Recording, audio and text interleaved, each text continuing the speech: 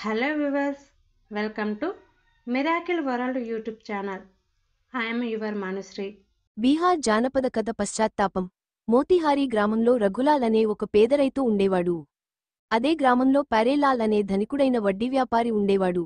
గ్రామస్తులకు అధిక వడ్డీలకు అప్పులిచ్చి మోసం చేసి అతడు డబ్బులు కూడబెట్టాడు. వడ్డీ వ్యాపారి చేసే కుతంత్రాలు గ్రామస్తులకు తెలుసు. అయినా అవసరాలలో తమను ఆదుకునే దిక్కు మరెవ్వరూ లేరుగనక తాము మోసపోతున్నామని తెలిసినా గ్రామస్తులు సాయం కోసం ప్యారేలాల్ని ఆశ్రయించేవారు. అందువల్ల అప్పులు చేసే ప్రజలు నానాటికి మరింత పేదలుగా మారుతుంటే అప్పులిచ్చే వ్యాపారి మరింత ధనికుడుగా ఎదగసాగాడు. ప్యారేలాల్ డబ్బు అప్పుగా ఇచ్చేప్పుడు పత్రాలు రాసుకునేవాడు కాదు. పత్రాలమీద సంతకాలెందుకు? మీకు డబ్బు కావాలి, నేను ఇస్తున్నాను, మీ దగ్గర డబ్బు ఉన్నప్పుడు తిరిగి చెల్లించండి, అయితే వడ్డీ మాత్రం నెలనెలా చెల్లిస్తూ రావాలి, అది చాలు అనేవాడు. అప్పు పుచ్చుకున్నవారికి ఏడాది పొడవునా తాము పుచ్చుకున్నదానికన్నా ఎక్కువగానే వడ్డీ చెల్లించినట్టు అనిపించేది. అయితే అసలు డబ్బు ఏమాత్రం తగ్గకుండా అలాగే ఉండేది. ప్యారేలాల్ లెక్కలు వారికి అంతుబట్టేవి కాదు. రఘులాల్ కూడా ప్యారేలాల్ దగ్గర అప్పు చేశాడు. డబ్బుల్లేనప్పుడు వడ్డీ కింద ప్యారేలాల్ ధాన్యం పట్టుకుపోయేవాడు. కొద్ది కొద్దిగా పొలాన్ని చేజిక్కించుకునేవాడు. ఏదీ లేదంటే ఇంట్లో ఉన్న పాత్రసామాగ్రిని పట్టుకుపోయేవాడు. ఒక నెల కనిపించకపోయేసరికి రఘులాల్ ఇంటికి ఆతృతగా వెళ్లాడు ప్యారేలాల్. ఇంటినుంచి వెలుపలికి వచ్చిన రఘులాల్, అయ్యా, కట్టుబట్టలు తప్ప నా దగ్గర మరేదీ లేదు, మార్చుకోవడానికి కూడా వేరే బట్టలు లేవు, నన్నేం చేయమంటారు అన్నాడు రంగా, సాయం అర్థించడానికి రాముడి వద్దకు ఎందుకు వెళ్లకూడదు? నా పట్ల అతడెంతో కరోనా చూపేవాడు, వెళ్ళిరా, నేను కొన్నాళ్ల తర్వాత వస్తాను అని చెప్పి ప్యారేలాల్ అక్కడి నుంచి వెళ్ళిపోయాడు. రాముడు ప్యారేలాల్కు సాయం చేసి ఉంటే నాకు తప్పక సాయం చేయగలడు, ఇప్పుడే బయలుదేరాలి అనుకుంటూ రఘులాల్ అప్పటికప్పుడే రాముణ్ణి వెతుక్కుంటూ బయలుదేరాడు. నడిచాడు సాయంకాలం వరకు నడిచాడు. రాముణ్ణి గురించి ఆచూకీ చెప్పేవారు ఒక్కరూ కనిపించలేదు. ఆఖరికి ఒక పూజారిలాంటి మనిషి కనిపించగానే, నా దగ్గరున్న 3 రొట్టెల్లో ఒకటి ఇస్తాను, దయాపరుడైన రాముణ్ణి నేనెక్కడ చూడగలనో చెబుతావా అని అడిగాడు. అతడు ఏమీ పలక్కుండా రొట్టెముక్క కేసి కనీసం క్షణం కూడా చూడకుండా ఏదో మనసులో గొనుక్కుంటూ వెళ్ళిపోయాడు. రఘులాల్ మరికొంత దూరం నడిచాక ముఖాన విభూదిరేఖలతో ఒక సాధువు ఎదురయ్యాడు. ఆయన చేతిలో ఒక రొట్టెముక్కను పెట్టి, రాముడెక్కడ ఉంటాడు? ఆయన ఉండే చోటు మీకు తప్పక తెలిసే ఉంటుంది అన్నాడు రఘులాల్. నాకు శివుణ్ణి గురించే తెలుసు, రాముణ్ణి గురించి తెలియదు అంటూ వెళ్ళిపోయాడు ఆ సాధువు. రఘులాల్ అలా నడుస్తూ నడుస్తూ బాగా అలిసిపోయాడు. ఎవరైనా ఎదురుపడి రాముడుండే చోటు చెప్పకపోతారా? వారితో కలిసి రొట్టెలు పంచుకుని తినకపోతానా అన్న ఆశ కొద్దీ ఆకలిగా ఉన్నప్పటికీ రొట్టెలు తినకుండానే నడవసాగాడు.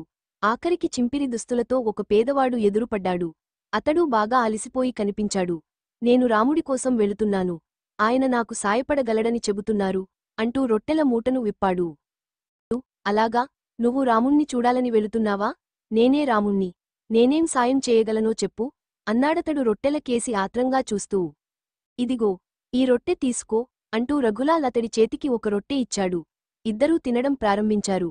ఆ తర్వాత తను వడ్డీ వ్యాపారి ద్వారా ఎలా మోసపోయింది ఏకరువు పెట్టి, నా వద్ద ఇప్పుడు డబ్బులూ లేవు, ధాన్యమూ లేదు, కుంటపాలం కూడా లేదు, ఎలా బతకాలో తెలియడం లేదు అన్నాడు రఘులాల్ విచారంగా. ఆకలి తీరిన పేదవాడు తన సంచీలో నుంచి ఒక శంఖాన్ని తీసి రఘులాల్కి ఇచ్చి, దీనిని ఇలా ఊదావంటే నీకు కావలసినది ఇస్తుంది, దీన్ని ఊదే శక్తి నాకు లేదు గనక నాకు ఉపయోగపడదు, నువ్వే తీసుకో, మళ్లీ వడ్డీ వ్యాపారి ఇందుచేత మోసపోకుండా మాత్రం జాగ్రత్తపడు అని చెప్పి తనదారిన వెళ్ళిపోయాడు. రఘులాల్ ఇంటికి తిరిగి వచ్చాడు. తలుపులు, కిటికీలు మూసివచ్చి శంఖాన్ని ఇటూ అటూ తిప్పుతూ ఊదసాగాడు. అతడు దాన్ని ఒక విధంగా పట్టుకుని ఊదినప్పుడు నాణాలు రాలాయి. అతడు దురాశాపరుడు కాదు గనక అంతటితో ఊదడం ఆపాడు. ఆ రోజు తనకు కావలసిన ఆహారం కొనడానికి చాలినన్ని నాణాలు ఉంటే చాలనుకున్నాడు. ఆ రోజంతా విశ్రాంతి తీసుకుని మరునాడు తెల్లవారగానే తనకున్న కొద్దిపాటి పొలంలో పనిచేయడానికి వెళ్లాడు. కొన్ని నెలలు గడిచాయి. ఒకనాడు ప్యారేలాల్ కోతకు సిద్ధంగా ఉన్న రఘులాల్ చిన్న పంట పొలాన్ని చూసి ఆశ్చర్యపోయాడు. తిను బండారాలు తీసుకుని రఘులాల్ ఇంటికి వెళ్ళి, మళ్లీ నీ ఇంటికి సంపద కలగడం నాకెంతో ఆనందంగా ఉంది రఘులాల్, నేను ఇప్పుడు పాతబాకీ వసూలు చేసుకోవడానికి రాలేదు, నీ విజయ రహస్యం ఏమిటి? ఇంత సంపద ఎలా కలిగింది?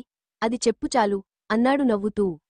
వెర్రిబాగులవాడైన రఘులాల్ శంఖాన్ని తీసి చూపుతూ, నా సంపదకంతటికీ ఇదే కారణం అన్నాడు. ప్యారేలాల్ శంఖాన్నెలాగైనా రైతునుంచి కాజేయాలనుకుని పథకం వేశాడు. కొంతసేపు ఆ మాట ఈ మాట మాట్లాడుతూ గడిపి బయలుదేరేప్పుడు శంఖాన్ని చాకచక్యంగా దుస్తుల్లో దాచుకుని వెళ్ళిపోయాడు. తనకు శంఖం అవసరం అప్పటికి లేదు గనక రఘులాల్ కూడా అది ఎక్కడుందో పట్టించుకోలేదు. ఇంటికి చేరిన ప్యారేలాల్ శంఖాన్ని ఊదడానికి ప్రయత్నించాడు. అయితే ఎంత ప్రయత్నించినా ఎలాంటి శబ్దమూ రాలేదు. 2 రోజులు గడిచాయి. 3వ రోజు ప్యారేలాల్ మళ్లీ రఘులాల్ వద్దకు వెళ్లి, మిత్రమా, ఆ రోజు నీకో మాట చెప్పడం మరిచాను. నువ్వు చూపిన శంఖాన్ని చూసి దాని అందానికి ముచ్చటపడి నావెంట పట్టుకుపోయాను. ఊదినప్పుడు ఎలాంటి శబ్దమూ రాలేదేంటి? దానివల్ల నీకిన్ని సిరిపదాలు సమకూరాయంటే నమ్మశక్యం కాలేదు అన్నాడు. రఘులాల్ ఆ శంఖాన్ని తీసుకుని ఊదాడు. గలగలమంటూ శంఖంలోంచి నాణాలు రాలడం చూసిన ప్యారేలాల్ తన కళ్లను తానే నమ్మలేకపోయాడు. బావుంది రఘులాల్, చాలా బావుంది. నా దగ్గర నువ్వు తీసుకున్న అప్పు సంగతి ఈ క్షణమే మరిచిపో. అయితే ఒక్క సంగతి, ఈ శంఖం ఊదడం ద్వారా నీకెంత ధనం వస్తుందో అంతకు రెండింతలు నాకు వచ్చేలా చూడు, సరేనా? అన్నాడు. రఘులాల్కు కోపం వచ్చింది. నువ్వు నన్నెంతకాలమో మోసం చేశావు, అవునా? నువ్వు నా వద్దనుంచి పుచ్చుకున్న అదనపు డబ్బును నాకివ్వాలి. నా పాలాన్ని మళ్లీ నాకు అప్పగించాలి. పాత్ర సామాగ్రి విషయానికి కూడా మరిచిపోవద్దు. అవి లేకుండా వంటలు చేసుకోలేకుండా ఉన్నాను అన్నాడు. ప్యారేలాల్ శంఖాన్ని అందిపుచ్చుకుని, అయితే దీన్ని నా వద్దే ఉండనివ్వు. నీకు నాకు ఇద్దరికీ ఉపయోగపడకూడదు అంటూ అక్కడినుంచి బయలుదేరబోయాడు. రఘులాల్, సరే, నువ్వు నానుంచి ఇక డబ్బు అడగవన్న మాటను నమ్ముతున్నాను. ఆ శంఖం నాకిచ్చే. అది ఊదినప్పుడు నాకు లభించేవన్నీ రెండింతలు నీకు లభిస్తాయి. అయితే నా పాత్ర సామానులు ఈ రోజే నాకు ఇవ్వాలి.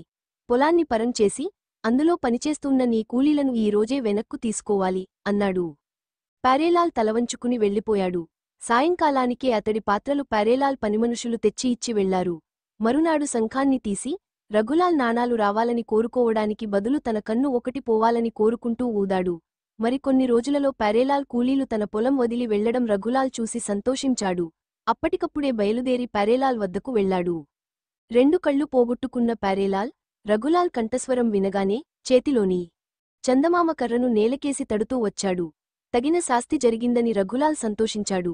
రఘులాల్, నేనెన్నో దుర్మార్గాలకు ఓడిగట్టాను. నన్ను క్షమించు. మళ్లీ నాకు కంటి చూపునివ్వమని నీ శంఖాన్ని కోరుకో. నా జీవితాంతం ఎవరికీ అపకారం తెలపెట్టను. దేవుడిమీద ఒట్టు అని ప్రాధేయపడసాగాడు ప్యారేలాల్. పశ్చాత్తాపంతో కుమిలిపోతున్న ప్యారేలాల్ను చూసి రఘులాల్కు జాలి కలిగింది. అతడు చూపు పోయిన తన కంటికి తిరిగి చూపు రావాలనుకుంటూ శంఖం ఊదాడు. మరుక్షణం అతడి కంటితో పాటు ప్యారేలాల్ 2 కళ్లకూ చూపు వచ్చింది. ఆ తర్వాత నుంచి ప్యారేలాల్ ఎవరినీ మోసగించకుండా ధర్మవడ్డీకి అప్పులిస్తూ గ్రామస్తులచేత మంచివాడనిపించుకున్నాడు. For more videos, please like, share and subscribe to my channel and press the bell icon.